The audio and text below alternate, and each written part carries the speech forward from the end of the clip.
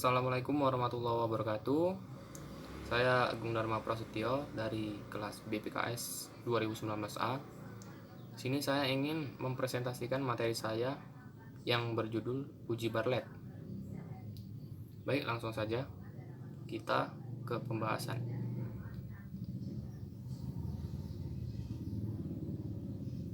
Kita ke pengertian. Pengertian dari uji Bartlett sendiri adalah suatu pengujian yang digunakan untuk menguji apakah K-sampel berasal dari populasi dengan variansi sama. K-sampel berapa saja karena biasanya uji Bartlett digunakan untuk menguji sampel atau kelompok yang lebih dari dua variansi yang sama, disebut homogenitas variansi. Syarat dalam uji Bartlett yaitu uji Bartlett dapat digunakan apabila data yang digunakan sudah diuji normalitasnya dan data merupakan data normal. Apabila datanya ternyata tidak normal, bisa menggunakan uji Levene. Nah, berbagai macam keterangan yang akan kita temui pada pembahasan kita ke depan, antara lain nanti ada B merupakan nilai chi-square hitung, S merupakan variansi, SP merupakan variansi pool atau gabungan, NI merupakan ukuran sampel populasi ke I, N merupakan total ukuran sampel, dan K merupakan jumlah populasi. Langkah-langkah dalam uji Bartlett. Yang pertama, kita merumuskan hipotesis dalam uji Bartlett, yaitu H0 sama dengan variansi 1 sama dengan variansi 2 sama dengan variansi 3, dan H1 minimal 2 ragam populasi tidak sama. Yang kedua, kita menentukan taraf nyata alfa dan X kuadrat tabel. Yang ketiga, kita menghitung statistik uji. Dan yang keempat, kita membuat keputusan dengan kriteria sebagai berikut. H0 ditolak jika B lebih besar dari X kuadrat tabel, dan H0 diterima jika B lebih kecil dari X kuadrat tabel. Ini merupakan contoh kasus dalam uji Bartlett, mana kita tahu ukuran sampel untuk populasi pertama itu 6, populasi kedua 4, dan populasi ketiga ada 3.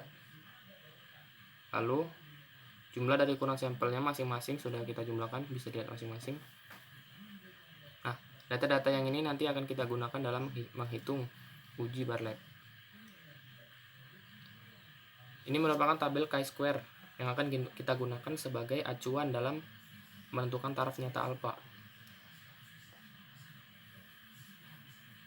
Baik, kita masuk ke proses yang pertama. Yang pertama, kita menentukan hipotesis awal, yaitu H0 variansi 1 sama dengan variansi data 2 sama dengan variansi 3. Dan H1 variansi 1 tidak sama dengan variansi 2. Taraf nyata alfa sama dengan 0,05. Maka X kuadrat tabel sama dengan alfa dalam kurung jumlah populasi dikurang 1.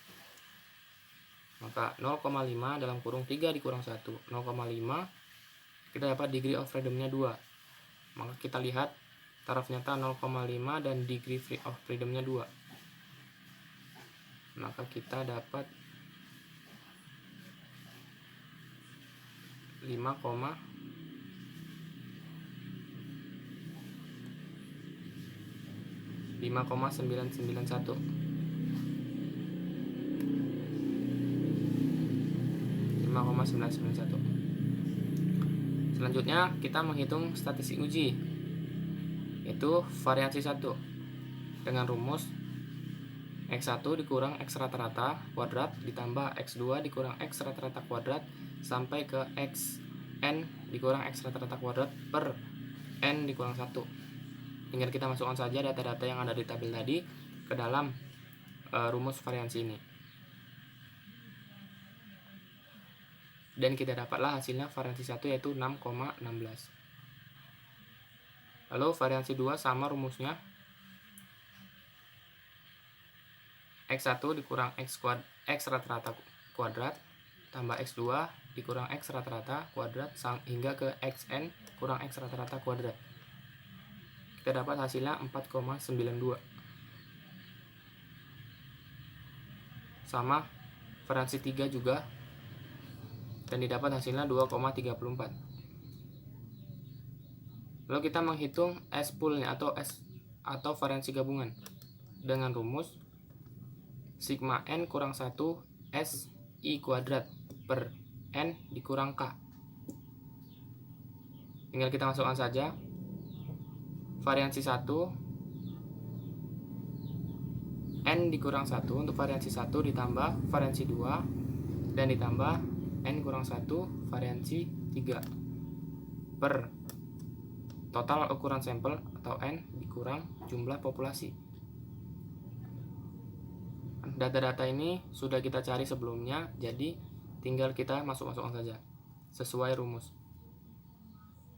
Kita dapat hasilnya untuk S-poolnya yaitu 5,024.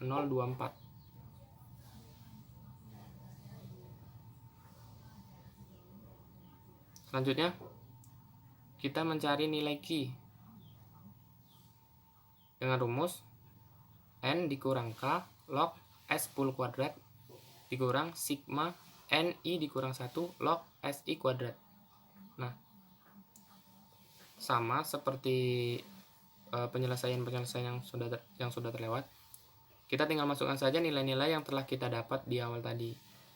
Maka N-nya sama dengan total ukuran sampel dikurang jumlah populasi log S-pool. Nah, S-pool tadi sudah kita cari, dikurang sigma NI dikurang 1 log SI kuadrat.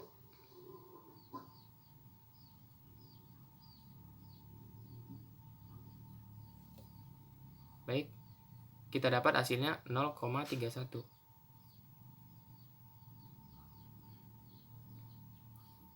Lalu kita cari nilai H dengan rumus 1 ditambah 1 per 3K kurang 1 dalam kurung 1 per N kurang 1, 1 per N2 kurang 1, 1 per N3 kurang 1. Tutup kurung 1 per N dikurang K. Ini kita masukkan saja. 1 ditambah 1 per 3K.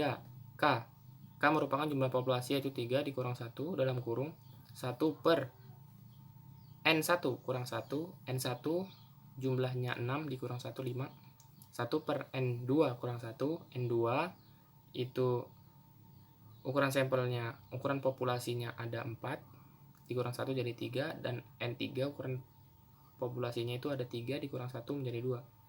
Lalu 1 per total ukuran populasi dikurang K.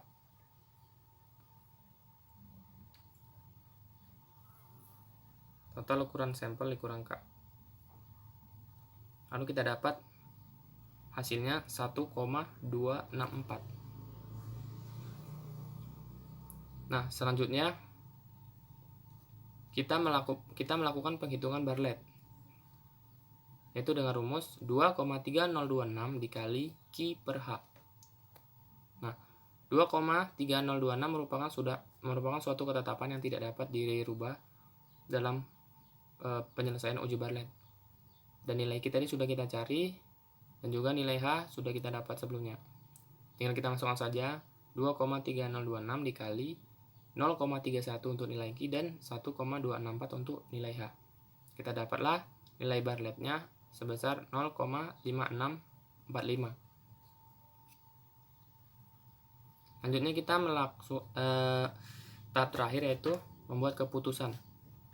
Karena nilai B sama dengan 0,5645 lebih kecil dari 5,991, maka H0 diterima. Demikianlah presentasi materi uji Bartlett dari saya. Kurang dan lebih saya mohon maaf. Jika ada pertanyaan silakan bisa ditanyakan. Saya akhiri. Wassalamualaikum warahmatullahi wabarakatuh.